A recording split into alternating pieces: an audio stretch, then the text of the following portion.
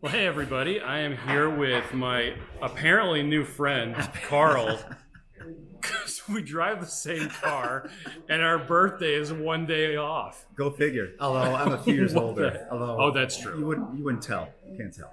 We look like exactly the same. We do. It's, Like twins. yeah. Almost. People are like, are you Karl? And I'm like, no, I'm Chris. I can understand where you would get that from. Okay, so your name is Karl Shallowhorn. Shallowhorn. Just like it sounds. Like Shallowhorn Consulting? That's right. Shallowhorn Consulting. You What got the it. heck? Go figure. Okay, now, what is it that you do and why are you here in Costa Rica? Well, I am a mental health educator, advocate. I am a credentialed addiction counselor. I'm a life coach. I'm an author. And I'm an all-around mental health person. I do a lot of work in the mental health field. I serve on some boards. I'm the chair of the Erie County Anti-Stigma Coalition. And basically my passion is centered on mental health and helping people live healthier lives through ways to learn how to cope and how to thrive. Okay. Is that important on... So we're here for the Reverse TV series. Mm-hmm. How is mental health important for people who are trying to change their lives like these people? Mental health is crucial when you talk about anything addressing your physical health because they go together hand in hand. For instance, when you're not feeling well physically, chances are you're not going to feel well mentally and emotionally. But also we know it goes the other way too. So sometimes what you call the chicken or the egg, or they just kind of go hand in hand. For instance, we know there's a concept called wellness. Now you think it's all about eating an apple a day. Well, it's a lot more than that because it also comprises the emotional, the intellectual, the physical, spiritual, occupational, financial, social. There's all these different aspects of wellness. So what we're talking about here is that when you incorporate mental and emotional strategies, especially when it comes to making lifestyle changes like the folks are doing here with Reverse, it's essential because you have to really be emotionally sound and prepared to make these changes. Yeah. Okay. Well, that's awesome. Now, this is kind of your first introduction to a ketogenic diet and way of eating. Yeah, it is. How has that been so far with all this? I'll be very honest. I'm blown away. I'm absolutely blown away. For a number of reasons. And I'll be very honest, I have my own health concerns that by following the keto diet will help me. Oh, really? Yes. But also I want to say too, that even this week, eating a clean diet, I've been feeling better. So have you checked your blood ketones at all? I did once. Oh, okay. I did once. And my blood glucose level was 82. Okay, that's good. Which was phenomenal. Yeah. Or no, 86. 86 or 82. Whatever. It's close enough. That's still great. No, it's 86. It's 86. Okay. But my ketones were 0.8. Are you serious? I was. Whoa. Yeah. Okay, and you say you're feeling better. I feel much better. That's really interesting. And I'm not just saying to say that because, I mean, in all truthfulness here, because we can be truthful, right? Oh yeah. So my wife is really into eating healthy, and then I follow the lead at dinner time and so forth. But I eat what my wife makes. Exactly right. I'll be true. But when it comes to lunch, breakfast, when I'm on my own, maybe not so much. Okay. So, but being here, it's been purely really good food, including your Keto Chow drinks. But honestly, it's been great. So.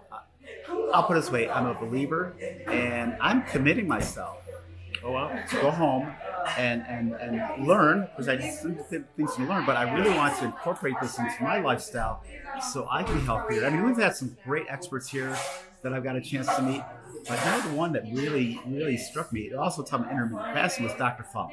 Dr. Funk is fantastic. So when he started talking, it was so funny. I told a few people, because we did it by Zoom and everything, and we had the monitor there.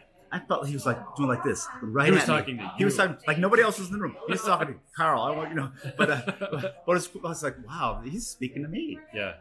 And so I'm sitting there saying this because honestly, and I'm kind of joking about it, but he was saying some things that really made me think I need to really get involved here. Oh yeah. Because it was almost like that aha moment.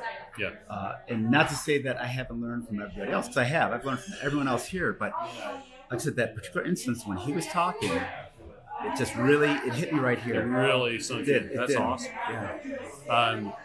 Have you looked into like, so he runs a program called the Fasting Method. Right. And he's written a bunch of books. Right. There's the Obesity Code and the Diabetes Code. Right. But their entire practice is just fantastic. Yeah. They do such a good job. Yeah. In fact, I've mentioned to your wife, actually. I mentioned Miriam. I said, when I get home, I think I'd like to reach out to him, even just for like an hour consultation. I know he's like, I don't necessarily can even be a patient or whatever, but I would love to just have an hour of his time just to talk about my health and what I can do with my particular challenges so that I can really, take this approach, in the best way possible. Because there are some features of my own health that I have to be, mindful of keto, but still it can be done from what he said. That's awesome. Yeah. What do you think about incorporating fasting into your life? I love that. I love that because, the thing that I learned from also what he described is that we already have the energy in our system. Yes.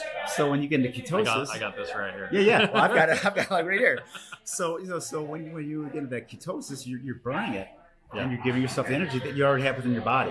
Yeah. So, and the whole idea that, your brain may be saying you're hungry, but really it's a matter of just really getting through that moment and understanding that, I may be hungry, but it'll pass. Yeah. And it's like training yourself like anything else. It's like training to run a marathon, training to run a 5K. It's training your body to understand the signals you're getting to learn how to cope.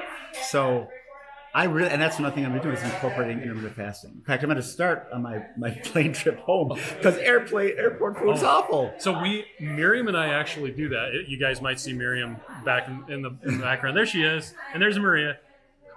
Anyway, when we travel, it's so hard to find decent food. And I don't know how long the layover is going to be. Right. If there's going to be anything decent, what I'm going to get, if they're going to be just coming around with bottles of water, or if they're going to be chucking cookies at my head. Right. And so when we fly, we don't even bother eating. Yeah. So we'll eat the night before, we'll fly out, and then when we get there, we might eat. Yeah. Especially if we're going to Texas. But that way, it's not even a concern. Right. And you know that you're not going to eat, so your body says, okay, I'm not going to send hunger signals because it's not going to do me any good. Exactly. But yeah, that's awesome that you're going to try that. No, I am. And what better time after a great week like this? Because you know what? I don't want to break my run. Okay, right? I want to keep this going. So I'll give an example. And this is true. So I'm in 12-step recovery. Okay. And I also work as a credentialed professional. That's awesome. So a lot of times we say, like, a person goes to rehab. Yes. So you're first out of rehab, you go to a meeting. Yeah. Right? In other words, you don't break that cycle. Yes. You keep doing what you're doing. So this is almost like my rehab. Welcome to rehab. Keto rehab. But when I get out, it's like, so go straight to a meeting, so to speak. So go straight to, like, don't skip, don't pass go. Go right into your plan. Yeah. So, like, for instance, I know, like, Maria's books, and then there's, recipes and so forth. And plus, what my wife is doing already at home. I've been texting with her every day. She loves that I'm into this. So I'll get home, and it's like, boom, right into it. Yeah. It's going to be great. So I'm already working through. There's another thing that we know in the behavioral health field. It's called the stages of change. Okay. Yeah. You're familiar with that? Not as well as I should be. Well, so basically, it's pre-contemplation, contemplation, preparation, action, and maintenance. So like pre-contemplation when you think you don't have a problem. So it's like, say, someone who has diabetes. Who says, you know what? I love my food. I love to eat. I don't know if I can do this. Then they say contemplation. Well, there's health complications if I don't address my diabetes. Okay. But I still like that donut in the morning. Yeah. So there's ambivalence. Then you get to the preparation stage where you say to yourself, you know what? I got to do something here. I think I can do it. I need to do it. I'm going to set a date, or I'm going to basically select myself to start this process. Then you go into the action stage, which is when you actively change the behavior to change the outcome. Yeah. So, for instance, like here, changing to this new nutritional lifestyle to change the outcome. And then after, they say usually like 6 months or so, maybe a little longer, that's when you're in the maintenance stage. You're doing these things, it's part of your lifestyle, and you've developed the healthy habits, and you're almost doing it second nature. So right now, I'm kind of like, I've even described it about one of the folks this week, that it's kind of like being in a transition stage between preparation and action. Like, this is still like a boot camp. Yes. So, even though we're here in this nice closed bubble location, when you get home, that's when the rubber hits the road. Yes. You got to go into action. But we've been privileged enough and fortunate enough to be here so that we can get that nice one way to get started. If you were going to plan getting into a ketogenic diet, you could not do it any better than this. Oh my Lord. Listen, like I said, and I wasn't even planning to, I didn't know, I mean, I knew this was going to be a great opportunity to come here and help, but I didn't even know I would have as many benefits as I'm receiving. So I feel like I'm, in many ways, just like the guest, and that I'll be able to incorporate what I've learned in my life and be healthier. Sheesh, Ken, there with his proper human diet. Yeah, right. Now, we did get you hooked up with some Facebook groups that we think are awesome. You did. We do caution people that some Facebook groups are kind of weird. Yes, of course. The ones that we directed you to are really good. Yeah, the two crazy ketos. Yeah. They have a really good community. It's fantastic stuff because you do have to find a community, right? That can and of course, yours. Your group as well. Yeah, we're pretty awesome. So if I might say so myself. Yeah. But let's see. I had a question for you. Yes, you live in Buffalo. I do. Buffalo, New York, Miami of the North. Just so you know, if they're made properly, traditional wings, made with butter and pepper sauce. Right. Is as keto as you can. Well, so it's Frank's hot sauce. Yes. So Frank's Louisiana hot sauce is how you make real buffalo wing sauce. Yeah. Now we call them wings. Yes, because they're just wings. They're wings. Right? We don't go to Buffalo because it'd be what do they say? It'd be redundant to call them buffalo wings if you live in Buffalo, right? Yes, St. Louis ribs. Right. They're just ribs, right? Right. But see, the thing is, when you live in Buffalo, and this is true, it's pizza and wings. That's the combination that people get. So you're watching the Bills game, you're watching the Sabres lose, you watch the Bills win. I don't know, folks. Please, the Sabres are going to come back. Trust me, they'll get there. But anyway, no. But really, it's a Buffalo thing. Pizza and wings. Truly, that's like parties, work gatherings, pizza and wings. Yeah. And so, but like you're saying though, like air fryers. You know, I bought an air fryer for the family for Christmas. Yeah. And fall in love with it. And I know you can use it. Oh, you sure can. Now, is that Maria back there? Maria. Okay.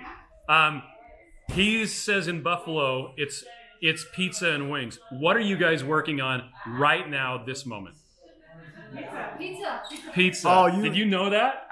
Listen. Now you. It's my carnivore crust, so it's 0 carbs. Wait, so I just have to say, I was just saying to Chris that Buffalo, it's pizza and wings, not just wings, pizza and wings. That's our combo. Yeah. So what you're talking about here is awesome. Or chicken on the pizza. No, I'm saying wings like as a separate to eat with the pizza, not on the pizza, with the pizza. Yeah, but you can have pizza, dude. No, I say that. It's awesome. But that's what I'm saying. Like, so to have keto pizza and wings, which keto, match made in heaven. Match made in heaven. So, well, awesome. Okay, so where can people go to find more about what you do? Sure. My website is shallowhornconsulting.com. And it's spelled just like you would Shallowhorn. Okay.